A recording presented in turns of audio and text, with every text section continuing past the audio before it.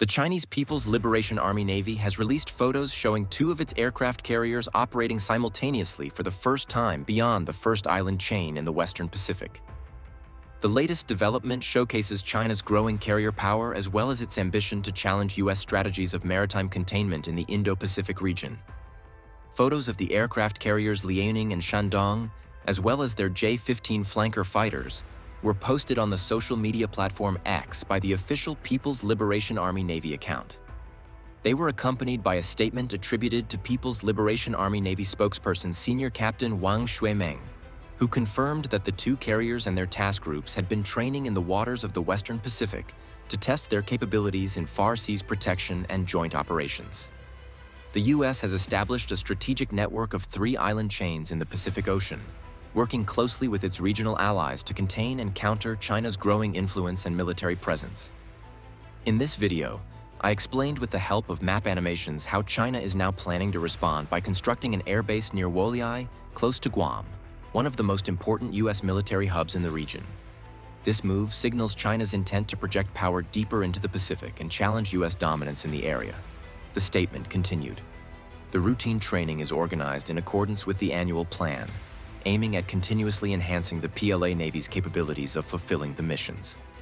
It is in compliance with relevant international laws and practices and is not directed against any specific country or target.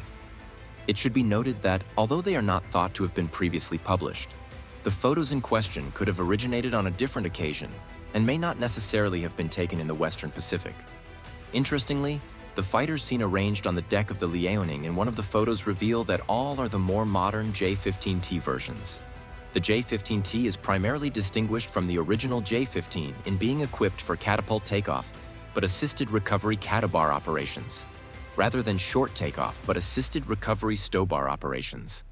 Neither the Liaoning nor the Shandong have catabar equipment, but this will be featured on the plan's forthcoming carriers.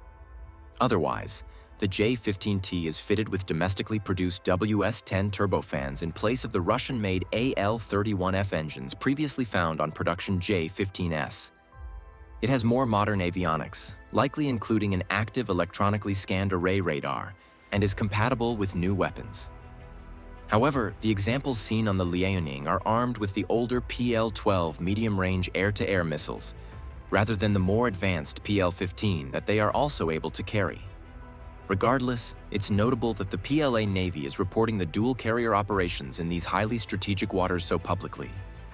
The first island chain is a boundary defined by archipelagos opposite mainland East Asia, extending from the southern end of the Japanese home islands all the way to the South China Sea.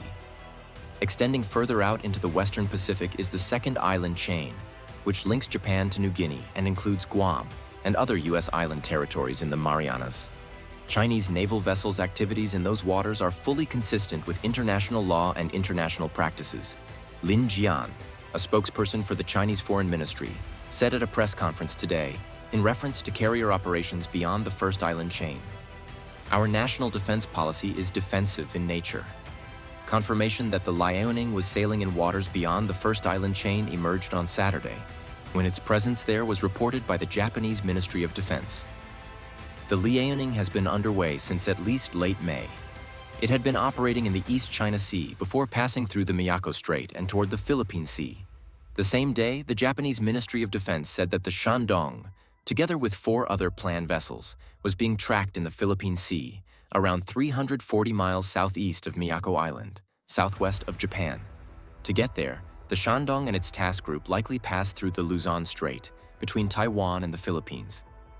Included in the task group with Shandong were the Type 055 superdestroyers Zunyi, the 2 Type 054A frigates Yuncheng and Hengshui, as well as a Type 0905 replenishment oiler, according to photos and pennant numbers published by the Japanese Ministry of Defense. Before this, China had never deployed its 2 aircraft carriers so far out into the Pacific, away from mainland China. This is the first time China has projected power this deep into the Pacific region. Previously, it was the United States that used to operate in this manner.